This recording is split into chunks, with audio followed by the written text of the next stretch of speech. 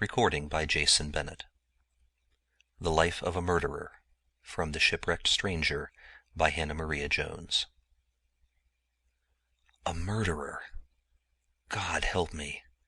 Yes, time was when I shrunk affrighted from the very sound, when the name was spoken in whispers.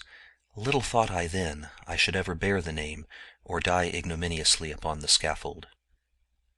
I was doomed in early life to lose both my parents.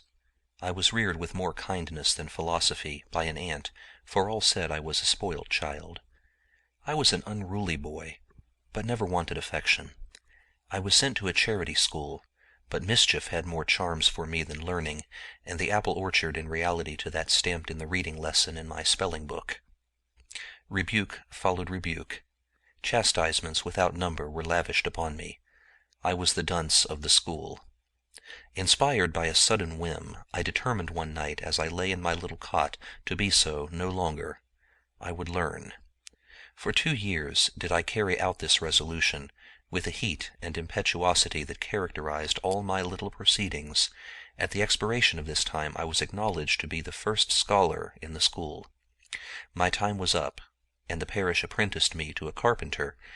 My master was a stern, cruel man. I worked hard, lived hard, and was treated badly. For some error that I committed, I was brutally punished and confined in a cellar below ground. For 36 hours was I confined there, and not a particle of nourishment passed my lips. I was famishing, and thought he had shut me there to die. Through that long dismal night, oh, the agony and fright that I suffered! I have often wondered since it did not turn my brain. Hideous visions, which naught but a crazed imagination could depict, arose before me. I shrieked with agony, and the drops of perspiration stood upon my brow like beads. Young as I was, so bitter was that night, I dashed myself upon the ground and prayed for death. Morning came, and I was liberated. They said how pale and ill I looked. He cursed me for a sulky hound, and swore to kill me or my temper. I thought a few more nights in his dismal cellar would do both. That night I determined to run away.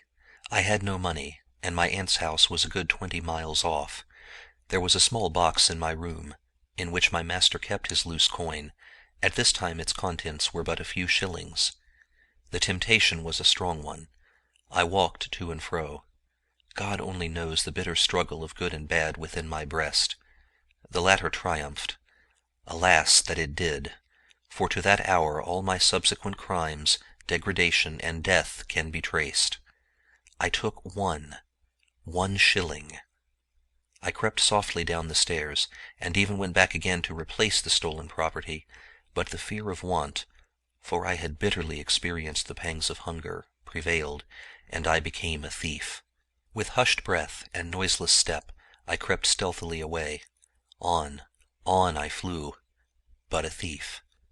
Had the coin been red hot, and scarred and burnt me as I went, I could have borne it better than that rankling thought.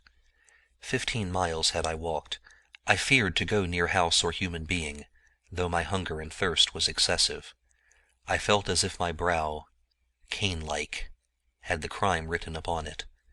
At length, wearied and fatigued, footsore and sick at heart, I crept into the hedge, and I suppose fell into a doze, for when I awoke my cruel master and the parish constable stood over me. I was terrified beyond measure. I threw myself at my master's feet, confessed the whole, sobbed out my contrition, and implored him for mercy's sake to spare and forgive me. I have never forgotten his reply to this, or the laugh that accompanied it. It was spiteful, fiendish, beyond compare. Oh, you took to thieving then, did you, my runaway apprentice? Well done! Mercy! Oh, yes, after justice has been done, my lad, after justice. Constable, I charge this boy with robbery, and deliver him to your custody. I begged he would kill me, anything but send me to prison. The very officer joined his entreaties to mine. You cannot mean this, he said. Damn the boy, thrash him, punish him in any way you like, but don't ruin him for life. I give him into your custody. Refuse to take him at your peril. He's a damned young, whining, thievish hypocrite, and it's a mercy it's no hanging matter now, for by God if 'twas, not one word would I say to save him from swinging." "I can't refuse to take him," said the constable, "or I would, that's flat. I only say, and think it, and thanks be for it, that you may do as you like, but I would rather have my right hand chopped off than the consequences of this sin resting on my soul and troubling my conscience." "Damn your conscience," said my master. "With all my heart," said the constable. "Some people seem to have no consciences to curse." "Yours is a clear one, no doubt," he answered with a sneer. "Come along," he said to me, and he dug his nails so deeply into my arm that my shirt was stained with blood, and I cried out, the pain it caused me was so great. "Loose the lad," said the constable, sternly.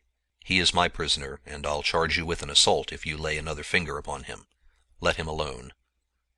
He turned to me, and I thought I saw a tear trembling on his eyelid as he spoke, for he was the father of a family, and bore a good name in the place, and said, "Come, my poor boy."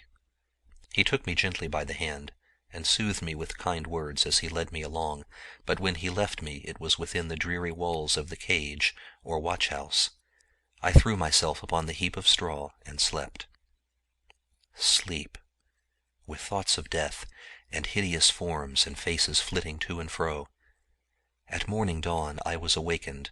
The jailer entered my cell. It was the constable who had taken me. He bid me silence, and taking instruments fitting for the purpose, he sawed away, and 2 iron bars fell quickly to the ground.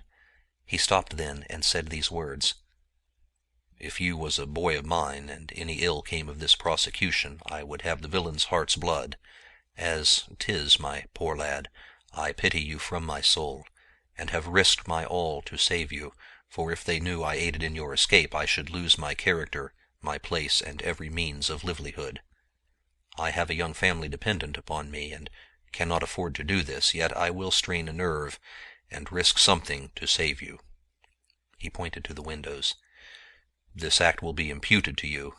It will be your own fault if they ever catch you again, and if they do not, there are plenty of names besides your own you can adopt." He opened the ponderous door.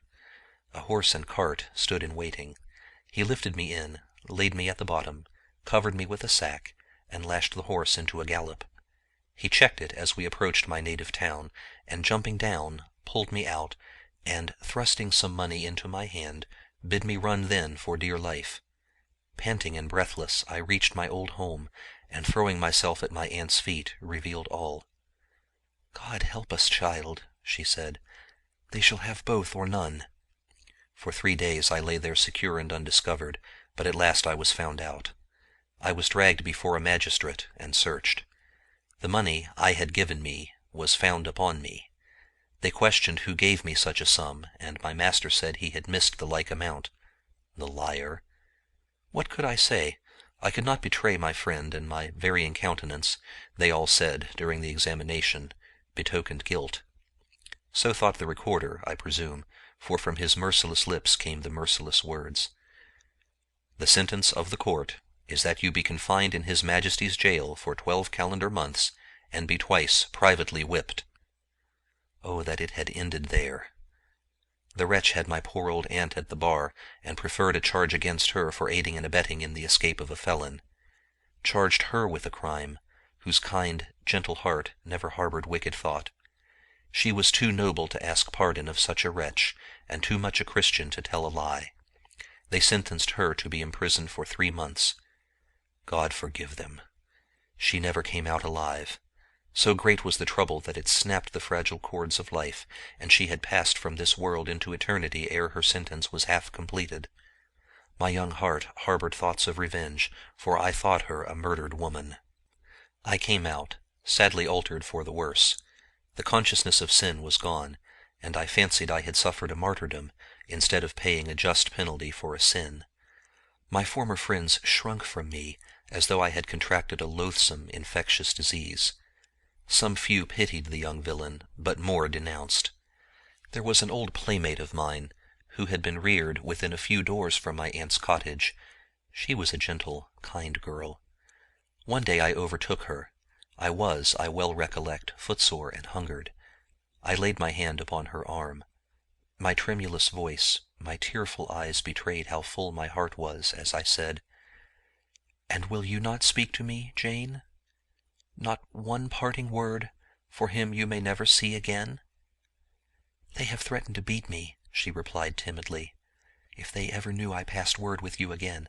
But oh, Jim, I never went upon my knees night or morning but I prayed for you, prayed he would change your heart, and make you good and pure as I once knew you, and ever thought you even now, for you are not guilty. Jim, are you? You cannot be." I buried my face in my hands and wept bitterly. "Did you, dear Jim, break from the watch-house?" "No." "Have you been the naughty boy?" he said. "No." "You did not break your poor aunt's heart?" I was choking and could not answer. "You are no thief, Jim," she continued. "You did not rob your master?" I arose, and with uplifted hand said, "As I am a living sinner, never but of 1 shilling, so help me heaven." She dropped her hand, seemingly in despair, and moved away. "Be not merciless," I implored. "Have you no pity for a misguided boy?" "Oh, yes," she answered. "My heart is full of pity for my dear unfortunate friend, but friendship for a thief I have none." My last friend had left me. Years flew by. I married, and had 1 child. I struggled with her to live honestly, but struggled to live in vain. We had walked many miles that day, with little or no refreshment, for the want of which my wife's milk had dried, and the child was foodless. He sucked her dry breast, and then, apparently in utter helplessness, looked into our faces and uttered the moaning cry of starvation. My God! My sufferings were naught compared to what I felt for my dear, patient, suffering wife and my innocent, unhappy child. It almost drove me mad. I went to the overseer of the parish. I told him we were in the last stage of starvation, that my wife and child were dying by inches. He made me out an order for flour and potatoes. I asked him what I were to do with them, having no place to cook or prepare them. I wanted money to purchase medicine. Potatoes were no food for a dying woman. He told me to leave his house, called me insolent, and threatened to commit me to prison. At that moment all the bad passions that ever raged in human breast were struggling for the mastery in mine. I shook my clenched fist in the air, and my teeth gnashed together with rage. He drew back affrighted, and well he might, for had he known how near a dreadful death he stood, that haughty tone of his would have been humbled. I went back to my poor wife. She looked into my face. Great God, what a long tale of sorrow, suffering, and privation was exhibited in that one gaze, and all borne without a murmur. Oh, I read in her pale face and sunken eye the fatal inroads want had made upon her otherwise strong constitution, and cursed myself, in the bitterness of my agony, as the author of it all. I knew she was ill, but she was so patient, so resigned, I never had idea how much so. She never saw day again. When morning broke, oh, misery dire and dread! The partner of my bosom was cold and lifeless as the ground on which she lay, the only one in this dark world that ever had kind wish or thought for me was dead. I had not tears. I rather thanked God he had removed my loved one from this place of torment to a brighter sphere. The last link that bound me to nature, and kept the man from springing from his nature into a devil, was broken and dead. My orphan child yet lived, but I, its father, had become an inveterate drinker, the vilest of drunkards. I leagued myself with bad men, and became famous for villainy. To drown thought, to stifle all reproaches of conscience, all memory of the past, all dread of the future, I had recourse to drink. Drink, drink.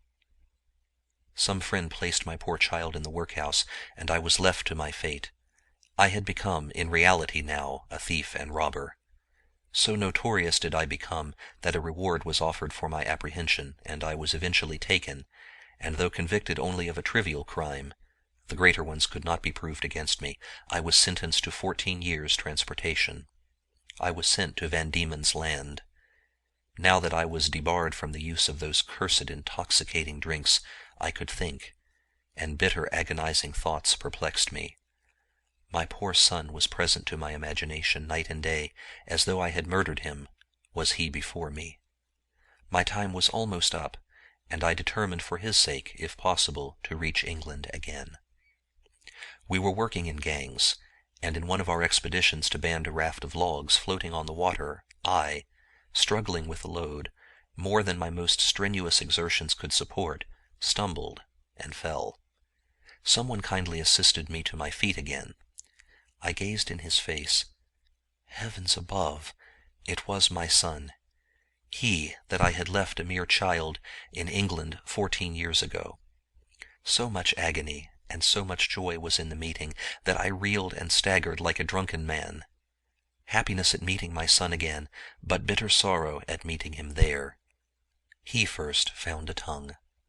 "Father dear, listen," he said. "You think me guilty of sin, I read it in your face, but I swear," and he raised his hands toward heaven as he spoke, "I wear this degrading garb, but am as innocent of the crime imputed to me, and that doomed to this fate, as a child unborn. Father, I have been falsely accused, and most unjustly punished. They swore to lies, and by lies was I convicted. I was accused of highway robbery, when, at the time stated, I was miles away, and had witnesses to prove it. But yet they condemned me. Oh, had they eyes to read the human countenance, they would have seen innocence in mine, and guilt in his by whose evidence I was condemned." I asked his accuser's name. He said I could not know him. It was Baker. He lived at M. in Kent. It was the same man that ruined me when young, had made me what I was. At this moment our keeper noticed we were conversing. He approached and bid us with a curse, "Get to work." Night and day was his tale before me. Sleeping and waking it was ever present. I heard our keeper whispering to another one day. He pointed to my son. "The doctor says that boy's in a deep decline, and I think he bears every sign of it, for that flushed face, too bright for health, that harassing, distressing cough, that hard-drawn breath, as surely tells as the sundial reveals the hour." The man's words wrought such an effect upon me that I threw myself at his feet and begged of him, as though my boy's life lay in his hands, that he would recall those dreadful words. What more I said, or what he replied, I know not, for so overpowered with excessive agony, I fainted at his feet. The shock I had received threw me into a fever. I was delirious, frightfully so. My madness gave me strength, and in imagination I acted the bitter part in life I had fulfilled over and over again. I grew better, at length, daily. My son occasionally visited me, and then I watched the dreadful progress the blighting, incurable disease had made. At times when I noticed the bloom upon his cheeks, forgetting all, in a parent's deep love and pride, I would picture to myself and tell him what a fine, smart fellow he would be, and what happy days we would yet pass together in the old world. Or in a better, he would add solemnly, though I little thought to what his words had reference then. Day by day he grew weaker. One morning a keeper came, and, bidding me prepare for the worst, told me my boy was dead. Not a tear, sigh, or groan escaped me. I bent over his lifeless body, and swore to have vengeance, bitter, bloody, terrible vengeance on his murderer. I nursed this thought as though it was the climax of all earthly bliss. Ha! Kept it in my heart's core, to the exclusion of every other thought. A ship came into our port which had been dismasted in a storm, and many of its crew were drowned. My time was up. They gladly accepted my offer, and I worked my passage home to England. I set foot upon my native shore again with a heart full of dreadful thoughts. Actuated by these, I hastened with all speed towards the place where my old master, he who destroyed me and murdered my poor son, resided. I have heard of men being possessed of a devil. I felt as if there was one gnawing at my heart and urging me on to deeds of darkness and of blood. I went into a public house, There were plenty there now, for the village had grown into a town. A party of men, who by their dress were of the lower order, were speaking of my enemy. One with glaring eyes and fearful words was telling the others how the old villain had distrained upon a neighbor of his, who had been long suffering, and from the effects of want of employment and ill health had been unable to pay his demands, and through an old servant of his persecutor had been turned into the street to die like a dog. The man's furious pretensions found an echo in my troubled breast. Another, chiming in, said, "He's as hard-hearted an old scoundrel as ever cussed mankind with his infernal life. Don't you recollect, mates, how he served poor Jim? He called it justice, but in my opinion, if ever a man in the world committed murder, he swore away the life of that poor boy." He was referring to my son.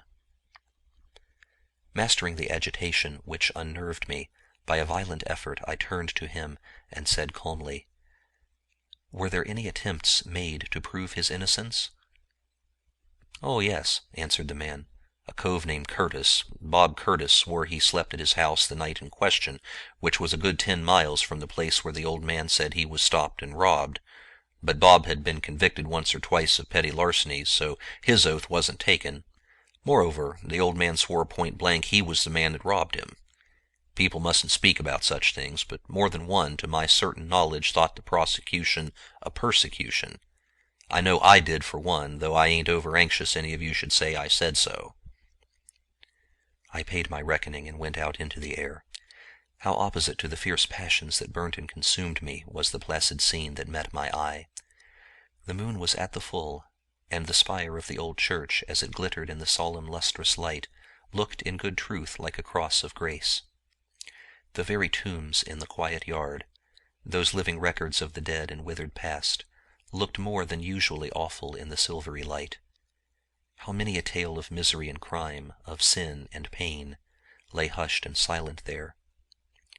Withered age, long suffering, and children early nipped, ere yet they had hardly entered into life. Sin and virtue, age and youth, the good and bad, the rich and poor, the morose and mirthful, the saint and sinner, the oppressor and the oppressed, the miser and the spendthrift, with all the various shades and form which human life presents, lay huddled side by side, all enmity stilled, all heart-burning hushed, in that one quiet bed. See yon pompous stone, that receptacle holds the ashes of one who in life was a powerful man. The manhood and the power time's heavy hand had been at work upon, and all that remains is a heap of brown, unwholesome bones. Death, thou mystery of mysteries, which every one must learn, yet no man, with all his mighty reasoning in life, can imagine or fathom. One would have thought such a scene as this would have softened all the greater, and called forth all the finer feelings of my debased nature. But no, they only made the devil burn the more fierce. I went down to them, examined them minutely, traced letter after letter with my finger, in hope of discovering his name, the register of the death of a relative gone before him. I chuckled and rubbed my hands with demoniac joy at the thought of discovering a vacancy that I would soon fill up, of going there after he was dead, of treading down with my foot that mound under which his carcass lay rotting and festering. That is a fearful night for the memory to look back upon, a fearful one indeed. I thought of the difference in our situations. He had become a rich and powerful man, and look at me. I went to his house the next morning, under plea of requesting relief. I bound a handkerchief round my head to disguise myself. There was no need of that, time and care had disguised me enough. He asked me what I wanted, in a stern and unfeeling tone. I answered in a tone as harsh and haughty as his own, "Bread." He told me, "I must earn it. Such lazy villains as I was, if we had our deserts, would be in prison." I answered him, until in his rage he called me an insolent dog, and struck me. One spring like a tiger, thirsting for blood, upon his prey, my hand was upon his throat. All my bitter thoughts came into action now. I pressed, His face grew purple, his tongue hung from his mouth, and his eyes seemed staring from their sockets. The clammy sweat of death bedewed his forehead. 1 minute more, and he would have known the secret of death. But the door was burst open, and the domestics, alarmed by the uproar, entered the room. To release my victim, draw a large Spanish knife from my pocket, and to bare its fearful blade was the work of a moment. Alarmed by my fierce glaring eyes, and the deadly weapon I carried, they drew back, and gave me free egress. Oh, how I laughed! He had suffered the pangs of death, but would suffer death itself the next time. I lingered about the neighborhood for many months, still firmly bent upon carrying my damnable plot into execution. One day I was in a large unfrequented wood. A narrow path ran at my feet, and, walking along with an enfeebled gait and tottering steps, came that devoted old man, alone. With a shout of delight I strode before him, seized him by the collar, and dragged him into the recesses of the wood. I then released him. "Listen," said I, and I detailed to him who I was, and that I had purposely traveled hundreds of miles to execute justice upon the murderer of my son. With a face blanched with fear, with lips quivering from excessive agony, and pale and bloodless, he fell upon his knees, and, in tones that would have moved an iron heart to pity, begged I would not hurl him to the grave unprepared, and his past sins unrepented of, but that I would have mercy, and not bathe my hands in the blood of an old man. Would to God I had listened to his prayer. I drew forth the fatal knife, bared its hideous blade, and brandished it in the air. The old man shrieked with agony. My God, I can dwell upon this scene no longer. One fierce curse, one deadly thrust, one loud cry of despair and agony, a gush of thick life-blood. The deed was done. He lay at my feet, dead. Now the hideous fantasy had left me. I would have given the world, even my own life, to have healed that gaping wound, and to have put breath into those motionless nostrils. It was too late, alas. Cain's curse was upon me.